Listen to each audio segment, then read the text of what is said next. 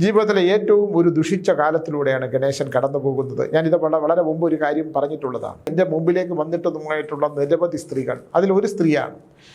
ഈ ഗണേശൻ ആദ്യകാലത്ത് അവരുമായിട്ട് സൗഹൃദം ഉണ്ടായതായിട്ടും ഗണേശൻ്റെ സമ്പത്ത് അവരുടെ കയ്യിൽ ഉണ്ടായതായിട്ടും ആ സ്ത്രീയുടെ പക എന്ന് പറയുന്ന ഒരു വല്ലാത്ത പകയാണ്. അവർ 24 മണിക്കൂർ നമ്മൾ സംസാരിച്ചാൽ തന്നെ അവരുടെ ഇടയിൽ ഗണേശനെ കുറിച്ചിട്ടുള്ള ശാപവാക്കുകൾ മാത്രമേ സംസാരിക്കുള്ളൂ. നമസ്കാരം.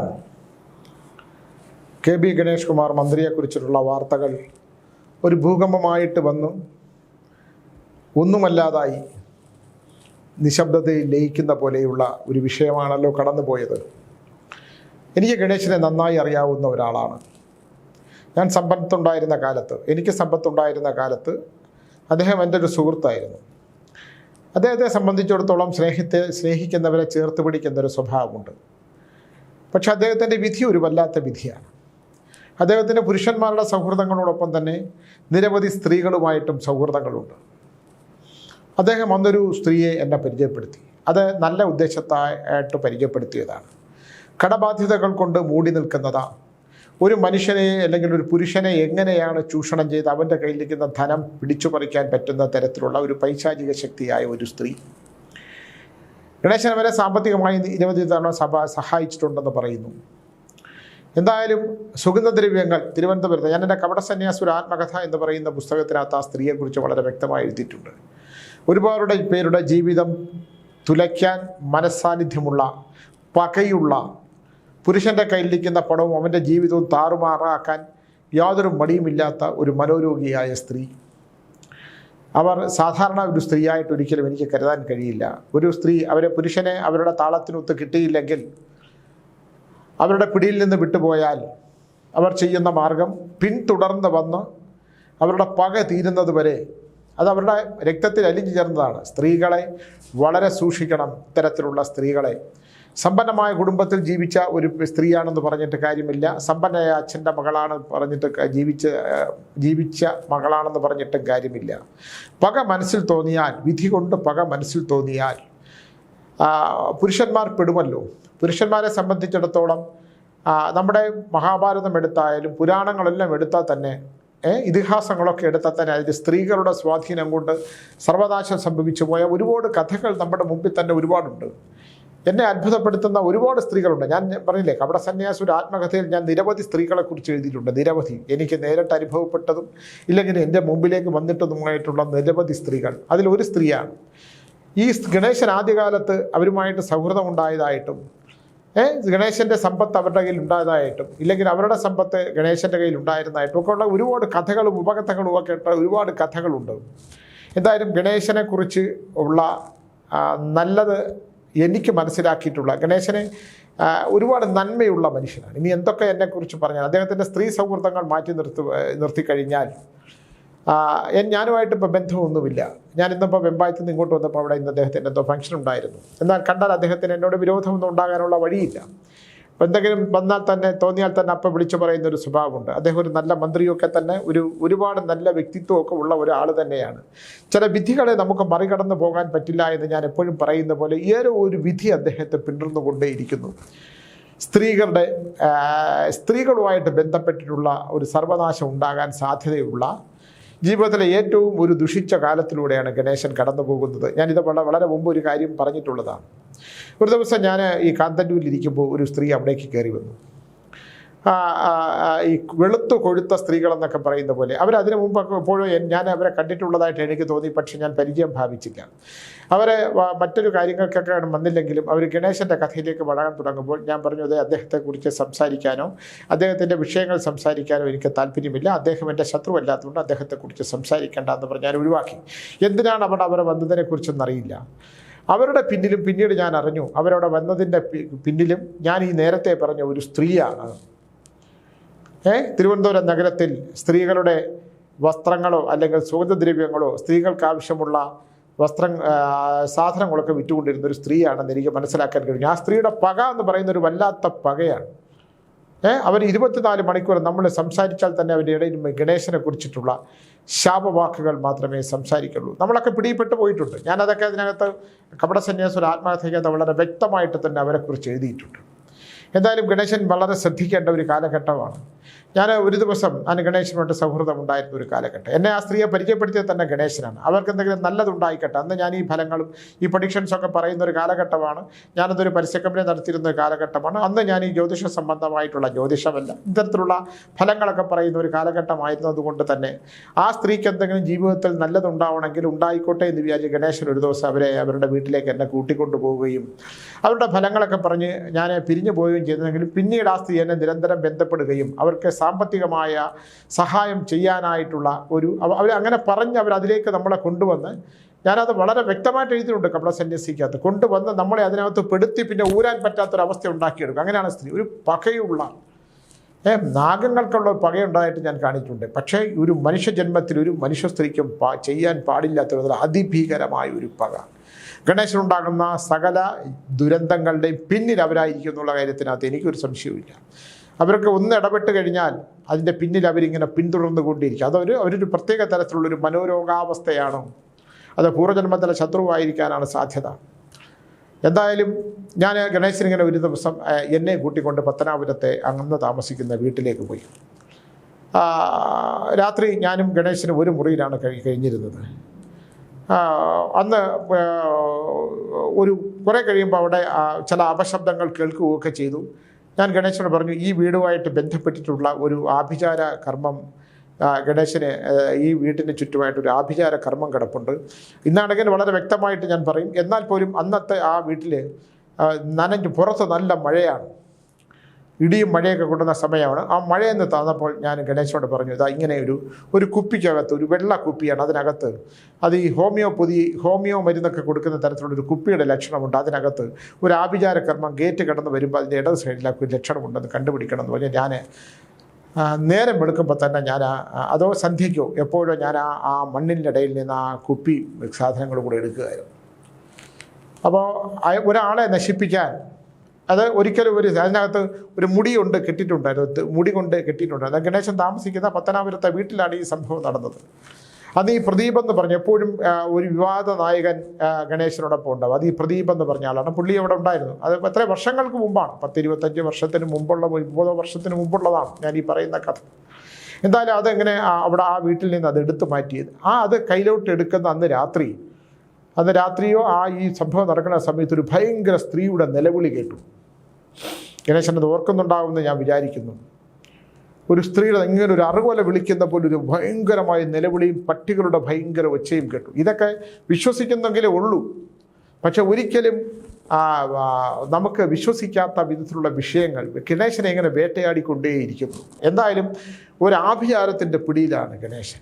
രണ്ടാമത്, ഇന്നലെ വാളകത്തെ വീട്ടിൽ എന്തുകൊണ്ടാണ് മൂന്നാമത്തെ തലമുറയ്ക്ക് ഇങ്ങനെ സംഭവം, മൂന്നാമത്തെ തലമുറയിലെ പിന്നെ സന്താനങ്ങൾക്ക് ഇത്രയും ദോഷങ്ങൾ വരണമെന്ന് പറഞ്ഞാൽ, നമ്മൾ കീഴൂട്ടു രാമൻപിള്ള എന്ന് പറയുന്ന ബാലകൃഷ്ണ പിള്ള എന്ന് പറയുന്ന അദ്ദേഹത്തിൻ്റെ പിതാവിൻ്റെ ജന്മാംശം എടുത്ത് അവർക്കുണ്ടാക്കി കോടിക്കണക്കിന് ഇവിടെ സ്വത്തുക്കളും സത്യസന്ധമായിട്ടുള്ള മാർഗത്തിലൂടെ ഉണ്ടായതാണോ? ഇതൊക്കെ മനുഷ്യർ അനുഭവിക്കാൻ പറ്റിയുള്ളതാണോ? എന്തുകൊണ്ടാണ് മൂന്നാമത്തെ തലമുറ ഇങ്ങനെ ശിഥിലമായി മന്യം വന്നു പോവുകയും ദാമ്പത്യങ്ങൾ തടസ്സപ്പെടുകയും സന്താനങ്ങൾക്ക് ദുരിതമുണ്ടാക്കുകയും ചെയ്യുന്നതെന്ന് ചിന്തിച്ചാൽ, ഇതിനൊക്കെ പരിഹാരമുണ്ടോ എന്ന് ചോദിച്ചാൽ അത് കുറച്ച് ബുദ്ധിമുട്ടായിരിക്കും എന്നാണ് എനിക്ക് പറയാനുള്ളത്. എല്ലാം അനുഭവിച്ച് തീർക്കാനായിട്ടുള്ള വിധിയുണ്ടെങ്കിൽ ഇത് നമുക്ക് എന്തൊക്കെ സ്ഥാനമുണ്ടെങ്കിലും, മന്ത്രിസ്ഥാനമുണ്ടാകാം, ആഡംബരങ്ങളുണ്ടാകാം, പോലീസ് ആയിട്ടുള്ള ബന്ധങ്ങളുണ്ടാകാം, സകല സൗഭാഗ്യങ്ങളുണ്ടെങ്കിലും മനസമാധാനവും ശാന്തിയും ഇല്ലാത്ത ജീവിതം കൊണ്ട് നമുക്ക് എന്താണ് നേടാൻ കഴിയുന്നതെന്നുള്ളതാണ് അല്ലേ? ഒരുപാട് കഴിവുള്ള മനുഷ്യർ, ഒരു കലാകാരൻ എന്നുള്ള നിലയിലാണെങ്കിലും ഒരു നല്ല മന്ത്രിയായിട്ട് ഒരു കാര്യങ്ങൾ പറഞ്ഞാൽ അത് പിന്നെ ഏറ്റെടുത്ത് നടത്താൻ ശക്തിയുള്ള ഒരാളാണെന്നെങ്കിലും എൻ്റെ അടുത്ത് പലരും ചോദിച്ചു, എന്താണെന്ന് ഈ ഗണേശനെ ഇങ്ങനെ വെളുപ്പിച്ചുകൊണ്ടിരിക്കുന്നതെന്ന്. ഞാൻ ഏതോ ഒരു വീഡിയോയിൽ ഗണേശനെ കുറിച്ച് ഇങ്ങനെ പറഞ്ഞപ്പോൾ ഇങ്ങനെ പറഞ്ഞു, അദ്ദേഹത്തിൻ്റെ ഒരുപാട് നന്മയുള്ള കാര്യങ്ങളുണ്ട്. ഇപ്പോൾ അദ്ദേഹത്തിനെ കുരുക്കാൻ എനിക്കതിൽ ഏറ്റവും അത്ഭുതമായിട്ട് തോന്നിയത് രാജ്മോഹൻ ഉണ്ണിത്താനെ പോലൊരു കോൺഗ്രസ് നേതാവ്, അദ്ദേഹം ഇതുപോലെ ഒരു വണ്ടിക്കുള്ളിൽ ഒരു സ്ത്രീയുമായിട്ട് ബന്ധപ്പെട്ട് വാഹനത്തുള്ളിൽ കണ്ട എപ്പോഴോ ഞാൻ കണ്ടതായിട്ട് ഓർമ്മയുണ്ട്. അദ്ദേഹത്തിനെ സ്ത്രീകൾക്കുൾപ്പം പിടിക്കപ്പെട്ട് അദ്ദേഹവും വണ്ടിക്കുള്ളിൽ ഒരുമിച്ചിരിക്കുന്ന കണ്ടാണ് രാജ്മോഹൻ ഉണ്ണിത്താൻ. ഒരു കാലത്ത് എൻ്റെ അടുത്ത് വന്നിരുന്നിട്ടുള്ള ഒരാളാണ്. ഒരു പ്രാവശ്യവും കണ്ട് എൻ്റെ അടുത്ത് വന്നിരുന്നു. അന്ന് അദ്ദേഹം ഒരു കറുത്ത പൊട്ട് ഇങ്ങനെ ഇടുമായിരുന്നു, കറുത്ത പൊട്ട്. ഇപ്പോൾ അദ്ദേഹം എന്തായാലും ആ കറുത്ത പൊട്ട് ഇടുന്നില്ല. ഇട്ട് കഴിഞ്ഞാൽ അദ്ദേഹത്തിന് ചിലപ്പോൾ രാഷ്ട്രീയ ഭാവിയെ ചോദ്യം ചെയ്യുന്ന വോട്ടുകൾ കുറയും എന്നുള്ളത് കൊണ്ട് ഹൈന്ദവ സംസ്കാരത്തിൻ്റെ ഭാഗമായിട്ടുള്ള ഒരു ചിഹ്നം നെറ്റിയിൽ തൊട്ടാൽ അത് മറ്റേ മതവിഭാഗം കൂടുതലുള്ള സ്ഥലത്താണ് അദ്ദേഹം മത്സരിക്കുമ്പോൾ അദ്ദേഹത്തിന് അത് അദ്ദേഹത്തിൻ്റെ നിലനിൽപ്പിനെ ബാധിക്കും, വോട്ടിനെ ബാധിക്കും എന്നുള്ളതുകൊണ്ട് അദ്ദേഹം അത് തൊടില്ല. ഇപ്പം ദൈവികമായ സാന്നിധ്യവും അനുഗ്രഹവും ഉണ്ടാകുന്നതിന് ഇങ്ങനെയൊന്നും തുടരണമെന്നില്ല. ഇപ്പം ഞാനും ചുമന്ന കരിക്കാം ക്ഷേത്രത്തിലെ ചുമന്ന കുങ്കുമം നമ്മൾ ഇട്ടിട്ടുണ്ട്. അത് നമ്മുടെ ഒരു വിശ്വാസത്തിൻ്റെ ഭാഗമായിട്ടില്ലെങ്കിൽ നമ്മുടെ ശരീരത്തിലുണ്ടാകുന്ന ഊർജ്ജത്തിന് ഒരു ശക്തി കൊടുക്കുന്നതായിട്ടുള്ള ഒരു ബലത്തിന് വേണ്ടിയിട്ടാണ് നമ്മൾ ഇടുകയൊക്കെ ചെയ്യുന്നത്. പക്ഷേ നമ്മളൊരാളെ കുറ്റപ്പെടുത്തുമ്പോൾ ഒരു കോൺഗ്രസ് വനിതാ നേതാവിനൊപ്പം രാജ്മോഹനുണ്ട്, തന്നെ ഒരു വണ്ടിക്കുള്ളിൽ അദ്ദേഹം വിഷണ്ണനായി തലകുനിച്ചിരിക്കുന്നത് നമ്മൾ കണ്ടിട്ടുള്ളതാണ്. അദ്ദേഹത്തിൻ്റെ കാലം മാറി. അദ്ദേഹത്തിന് ഗണേശനെ കുറ്റം പറയാനുള്ള യാതൊരുവിധ യോഗ്യതയും ഉണ്ടെന്ന് എനിക്ക് തോന്നുന്നില്ല എന്ന് വിചാരിച്ച് അദ്ദേഹം രാജ്മോഹൻ ഉണ്ണിത്താനും മോശമാണെന്ന് ഞാൻ പറയുന്നില്ല. അപ്പോൾ ഇതൊക്കെ ഓരോ മനുഷ്യൻ്റെ ദുർബലമായ വികാരങ്ങൾക്ക് ഓരോ മനുഷ്യൻ അടിമപ്പെട്ടു പോകുന്നത് കൊണ്ട്, ദുർബല വികാരങ്ങൾക്ക് നമ്മളെല്ലാം പെട്ടിട്ടുണ്ടല്ലോ. അതുകൊണ്ടല്ലോ ഞാൻ കപട സന്യാസിയുടെ ആത്മഹത്യ എഴുതേണ്ടി വന്നത്. ഓരോ മനുഷ്യൻ്റെയും നിഗൂഢതകളിലേക്ക് അവൻ്റെ ജീവിതം കടന്നു പോകുന്ന അവൻ്റെ വഴിത്താരയിലേക്ക് നമ്മൾ ഇറങ്ങിച്ചെന്ന് പോയാൽ എല്ലാ മനുഷ്യരുടെ പിന്നിൽ ഇതൊക്കെ ഉണ്ട് ഇല്ലേ? പാപം ചെയ്യാത്തവർ കല്ലെറിയട്ടെ എന്ന് പറഞ്ഞാൽ കല്ലെറിയാൻ ആരും ഉണ്ടാവില്ല എന്നുള്ളതാണ് എനിക്ക് മനസ്സിലാക്കാൻ കഴിഞ്ഞിട്ടുള്ളത്. ഇവിടെ ഒരു കോൺഗ്രസ് നേതാവിനാണെങ്കിലും ഒരു CPM-ലെ നേതാക്കൾക്കാണെങ്കിലും പരസ്പരം ഇത്തരം കാര്യങ്ങൾ ചെളിവാരി എറിയാൻ യോഗ്യത ഉള്ളവരായിട്ട് എത്ര പേരുണ്ടെന്ന് നമുക്ക് ഒന്ന് ചിന്തിച്ചാൽ മനസ്സിലാകുന്നതേ ഉള്ളൂ ഇല്ലേ? ഇപ്പം നഷ്ടത്തിൽ ഓടിക്കൊണ്ടിരുന്ന KSRTCയെ ലാഭകരമാക്കി തീർത്തു. കറക്റ്റായിട്ട് ശമ്പളം കൊടുക്കാൻ പറ്റി, അവരുടെ അലവൻസ് കൊടുക്കാൻ പറ്റി, ആ പ്രസ്ഥാനം നിലനിർത്താൻ പറ്റി, വണ്ടിപ്പുറത്ത് കട്ടപ്പുറത്ത് നിന്ന വണ്ടികളെ റോഡിലിറക്കാൻ പറ്റി. അങ്ങനെയുള്ള ഒരുപാട് ജനസേവകരമായ കാര്യങ്ങൾ ചെയ്തിട്ടുള്ളതാണ്, ഒരുപാട് കാര്യങ്ങളാണ്. അപ്പം പകയൊക്കെ ഉണ്ടാവും, അങ്ങോട്ടും ഇങ്ങോട്ടും പകയൊക്കെ ഉണ്ടാവും. പക്ഷേ നമ്മളൊരാളെ കുറ്റപ്പെടുത്തുമ്പോൾ അല്ലെങ്കിൽ നമ്മൾ യോഗ്യത ഉണ്ടോ എന്ന് ചിന്തിക്കുന്നത് വളരെ നല്ല കാര്യമാണ്. ഇപ്പം തന്നെ ഗണേശൻ അങ്ങനെ ഒരു സ്ത്രീ സൗഹൃദമായിട്ട് വാളകത്തെ കുടുംബ വീട്ടിലേക്ക് ഒരു സ്ത്രീയുമായിട്ടുള്ള ബന്ധം ആ സ്ത്രീയുമായിട്ട് വീട്ടിനുള്ളിലുണ്ട് എന്ന് ആ മറ്റേ ഭാര്യയെ വിളിച്ചു പറഞ്ഞത് ആരാണ്? തീർച്ചയായിട്ടും അദ്ദേഹത്തിനോടൊപ്പം ഉള്ള ആരെങ്കിലും ആയിരിക്കുമല്ലോ. അദ്ദേഹം ഒരു സ്ത്രീയുമായിട്ട് വാളകത്തെ വീട്ടിൽ അരുതാത്ത കാര്യങ്ങളിൽ ഇല്ലെങ്കിൽ കാണാൻ പാടില്ലാത്ത വിധം കണ്ടു എന്ന് പറയുമ്പോൾ അങ്ങനെ ഒരു സ്ത്രീ ആ വീട്ടിലേക്ക് പ്രവേശിച്ചു എന്ന് മനസ്സിലാക്കി ഒരാൾ പറഞ്ഞതനുസരിച്ചാണല്ലോ അദ്ദേഹത്തിൻ്റെ 3 മാസമായിട്ട് മാറി നിന്ന ഭാര്യ വീട്ടിലേക്ക് വന്നത്. അപ്പോൾ ശത്രുക്കൾ അദ്ദേഹത്തിനോടൊപ്പം തന്നെയുണ്ട്. എന്തായാലും ഗണേശൻ്റെ ഒരു യുഗം അവസാനിക്കുകയാണെന്ന് എനിക്ക് പറയാൻ കഴിയില്ല. അദ്ദേഹം വളരെ ശ്രദ്ധിക്കേണ്ട ഒരു കാലഘട്ടമാണ്. ഒരുപാട് കഴിവുള്ള മനുഷ്യനാണ്. അദ്ദേഹത്തിൻ്റെ ദുർബലമായിട്ടുള്ള വികാരങ്ങളോ അല്ലെങ്കിൽ ഒക്കെ ഒരുപാട് പേര് വിളിച്ചു ഈ ഗണേശനുമായിട്ടുള്ള ഈ ബന്ധത്തിൻ്റെ വീഡിയോ. പക്ഷേ ഗണേശനെ കുറ്റപ്പെടുത്തിക്കൊണ്ടൊന്നും ഞാൻ പറയില്ല. അങ്ങനെ മനുഷ്യൻ്റെ ഇപ്പോൾ സ്ത്രീ സൗഹൃദങ്ങൾ കൊണ്ട് പിന്നെ അദ്ദേഹത്തിന് അബദ്ധം പറ്റിയിട്ടുണ്ട്. 5000 സ്ത്രീകളുമായിട്ട് പ്രണയമുണ്ട്. ഇത് പ്രണയമല്ലല്ലോ.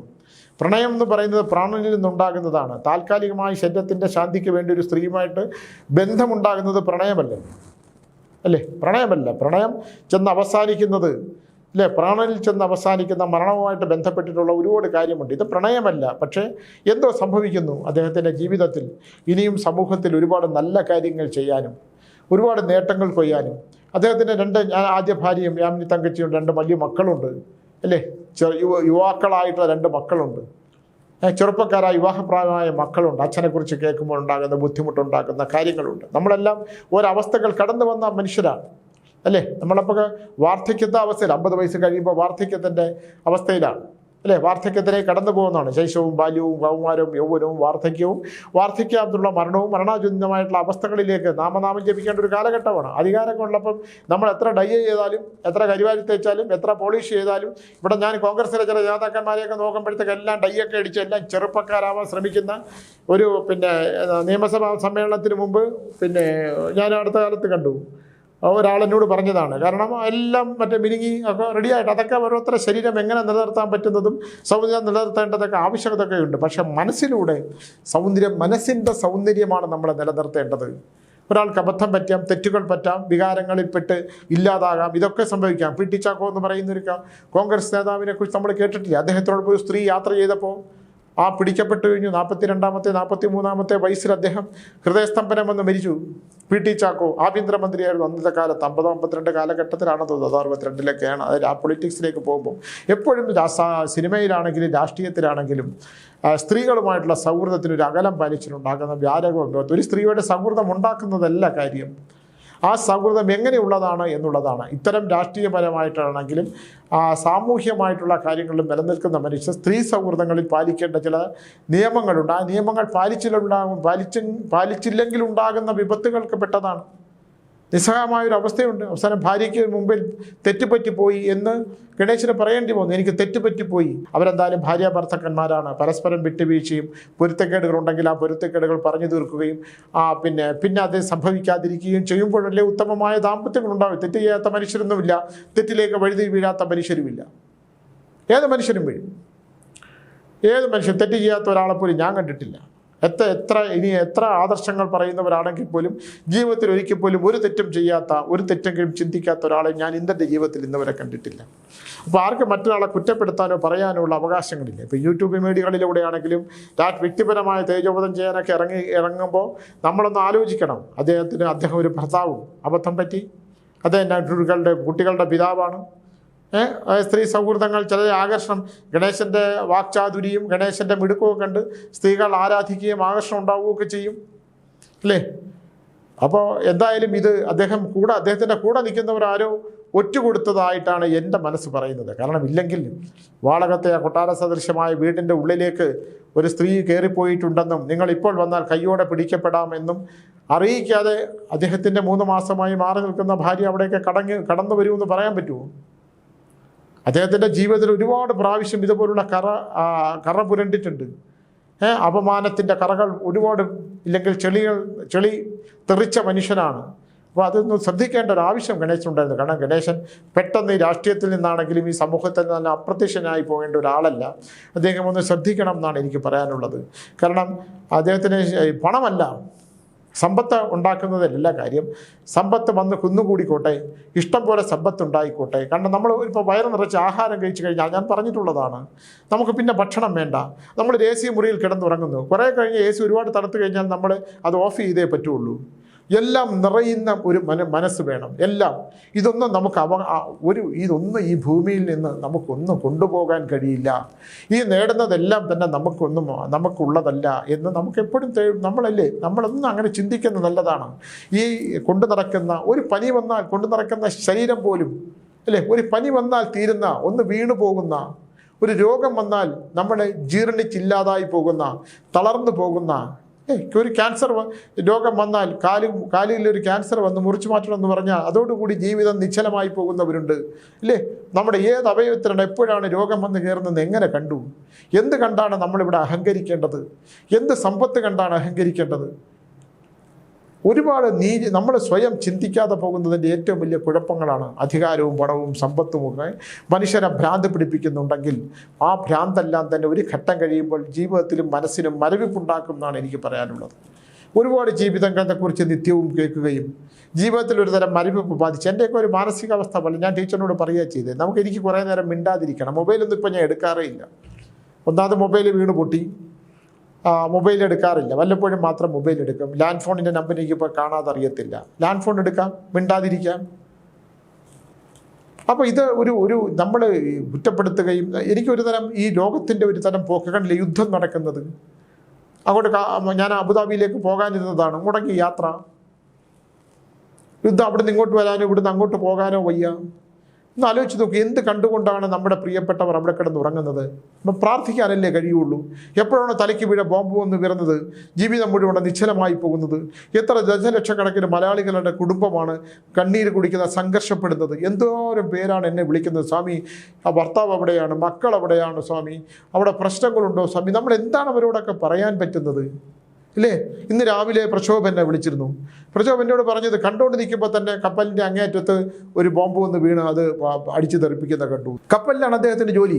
കണ്ടുകൊണ്ട് നിൽക്കുമ്പോൾ തന്നെയാണ് അത് ഉന്നം തെറ്റി കപ്പലിലേക്ക് വീണാൽ ഒരു ജീവിതമല്ല, എത്രയെത്ര ജീവിതങ്ങളാണ് ഇനി ഇല്ലാതെ പോകുന്നത്. മനുഷ്യനെ കൊല്ലുന്ന പൈശാചികമായ യുദ്ധങ്ങൾ. എന്താണ് ഇതുകൊണ്ട് നേടുന്നത്? യുദ്ധങ്ങൾ ഉണ്ടാക്കുന്ന ഭീകരമായ വിപത്തുകൾ, ഭീതികൾ. മനുഷ്യൻ്റെ മനസ്സിലുണ്ടാകുന്ന യുദ്ധം അധികാരത്തിന് വേണ്ടിയിട്ട്. എന്തിനു വേണ്ടിയിട്ടാണ്? മഹാഭാരത യുദ്ധം കഴിഞ്ഞ് എന്തിനായിരുന്നു യുദ്ധം എന്ന് ചോദിച്ച പോലെ എൻ്റെ ബന്ധുക്കളെയല്ലേ എല്ലാം കൊന്നു തള്ളിയത്, നമുക്കിത് ജീവിതമൊന്നും വേണ്ട എന്ന് പറഞ്ഞ് വനത്തിൽ പോയി കാട്ടുതീയിൽപ്പെട്ട് മരിച്ച പഞ്ചപാണ്ഡവരെക്കുറിച്ച് പിന്നെ നമ്മൾ കേട്ടിട്ടില്ലേ? ധൃതരാഷ്ട്രയെക്കുറിച്ചും ഗാന്ധാരിയെക്കുറിച്ചുമൊക്കെ. പഞ്ചപാണ്ഡവരെല്ലാം ഉപേക്ഷിച്ചു. അവസാനം സ്വർഗത്തേക്ക് പോകാൻ വനത്തിലൂടെ നടന്നവർ പോയി. പിന്നെയുള്ള ഐതിഹ്യങ്ങളൊക്കെ, കഥകൾ നമ്മൾ കേട്ടിട്ടില്ലേ? എന്താണ് നമ്മൾ ഇതിൽ നിന്ന് നേടുന്നത്? ഒരു മനുഷ്യനെ നശിപ്പിച്ചത് കൊണ്ടോ, ഒരു മാനവരാശിയെ നശിപ്പിക്കുന്ന യുദ്ധം കൊണ്ടോ, ഒരാളുടെ മനസ്സിനെ നശിപ്പിക്കുന്നത് കൊണ്ടോ, ഒരാളുടെ ദുർബല വികാരങ്ങളെ നമ്മൾ വൈകൃതമായി അവതരിപ്പിച്ചത് കൊണ്ടോ, അവനെ തകർത്തത് കൊണ്ടോ, ഇതൊക്കെ കൊണ്ട് എന്താണ് നേടുന്നത്? ഈ പരദൂഷണങ്ങൾ നടത്തുന്ന യൂട്യൂബ് ചാനലുകൾ, എനിക്കത് വ്യക്തിപരമായ അഭിപ്രായങ്ങളുണ്ട്. ഇല്ലാത്ത കഥകൾ പറഞ്ഞുണ്ടാക്കുക, ഇല്ലാത്ത കഥകളെ നാട്ടുകാരെ കൊണ്ട് കേൾപ്പിക്കുക, ഇത്തരം കഥകളൊക്കെ ഉണ്ടാക്കിക്കൊണ്ട് വ്യൂവർഷിപ്പ് കൂട്ടാൻ ശ്രമിക്കുന്ന യൂട്യൂബ് ചാനലിനോട് എനിക്കൊരു അപേക്ഷയുള്ളത്, ഇതിൽ നിന്ന് മാറി മനുഷ്യന് നന്മയുള്ള എത്രയോ കഥകൾ ഉണ്ടാക്കാം, എത്രയോ അനുഭവങ്ങൾ പറയാം. അദ്ദേഹത്തിൻ്റെ ദുർബല വികാരങ്ങളെ മാനസാന്തരമുണ്ടായി ഇത്തരം സ്ത്രീ സൗഹൃദങ്ങളെ അദ്ദേഹത്തെ നശിപ്പിക്കാൻ ശ്രമിക്കുന്ന, ഇല്ലെങ്കിൽ അദ്ദേഹത്തിനെ കൊണ്ട് നേടിയിട്ടുള്ള, അദ്ദേഹത്തെ കൊണ്ട് സാമ്പത്തികമായും മാനസികമായും ശാരീരികമായിട്ടൊക്കെ എന്തെങ്കിലുമൊക്കെ നേടിയിട്ടുള്ള പെണ്ണുങ്ങൾ അദ്ദേഹം നഷ്ടപ്പെട്ട് മറ്റ് സൗഹൃദം തേടിപ്പോയിട്ടുണ്ടെങ്കിൽ അവർക്കുണ്ടാകുന്ന വാശിയും വൈരാഗ്യവും കൊണ്ട് ഈ അദ്ദേഹത്തെ നശിപ്പിക്കാൻ ശ്രമിക്കുന്നുണ്ടെങ്കിൽ, ഒരാൾക്ക് നമ്മളെ വേണ്ടെന്നുണ്ടെങ്കിൽ, ഇന്ന് വേണ്ടെന്നുണ്ടെങ്കിൽ, നമ്മൾ ഇന്നലെ അവരെ ഉപേക്ഷിച്ചതായിട്ട് നിങ്ങളങ്ങ് മനസ്സിൽ കരുതൂ ഇല്ലേ? നമ്മളെ ഒരാൾക്ക് വേണ്ട, ശരി, നിങ്ങൾ പോയി ജീവിച്ചോളൂ, ഞാൻ നിങ്ങളെ ഇന്നലകളെ ഞാൻ മറക്കുന്നു, ഞാൻ ഇനി നിങ്ങളെ ഓർക്കുന്നില്ല എന്ന് പറയുന്നതില്ലേ നല്ലത്? ഇതിൻ്റെയൊക്കെ പിന്നിൽ എനിക്കറിയാവുന്ന, ഞാൻ പറഞ്ഞില്ലേ, 2-3 സ്ത്രീകൾ എന്നെ വന്നിട്ട് ഈ ഗണേശൻ്റെ നാശം കാണാൻ ആഗ്രഹിക്കുന്ന, ഞാൻ ഈ നേരത്തെ പറഞ്ഞ പോലുള്ള സ്ത്രീകളുണ്ട് ഗണേശൻ്റെ നാശം കാണാൻ. എന്തായാലും മനസമാധാനവും ശാന്തിയും കിട്ടട്ടെ, ഉത്തമമായൊരു ജീവിതത്തിൽ അദ്ദേഹം കടന്നു ചെല്ലട്ടെ, ചുറ്റും നിൽക്കുന്നവരെ തിരിച്ചറിയട്ടെ, ശാന്തമായൊരു ജീവിതത്തിൽ അദ്ദേഹത്തിന് കടക്കാൻ കഴിയട്ടെ. ഇതൊക്കെയാണ് എനിക്ക് അദ്ദേഹത്തെക്കുറിച്ച് പറയാനുള്ളത്. അദ്ദേഹത്തെക്കുറിച്ച് ദോഷം പറയാനല്ല, വ്യക്തിപരമായി ഞാൻ പറഞ്ഞാൽ സ്ത്രീ സൗഹൃദങ്ങൾ, ഒരു പരിധിക്കപ്പുറം സ്ത്രീ സൗഹൃദങ്ങൾ ഏത് പുരുഷനെയും അവൻ്റെ കർമ്മത്തെ ഇല്ലാതാക്കും, അവൻ്റെ നിലനിൽപ്പിനെ ഇല്ലാതാക്കും, അവൻ്റെ ശോഭനമായ ഭാവിയെ തകർക്കും. നല്ല ബന്ധങ്ങളും നല്ല സൗഹൃദങ്ങളും നിലനിർത്തുന്നതാണ് അവൻ്റെ ആരോഗ്യത്തിനും മനസ്സിനും ജീവിതത്തിനും ജന്മത്തിനും നല്ലതെന്ന് പറഞ്ഞുകൊണ്ട് നിർത്തുന്നു. നമസ്കാരം.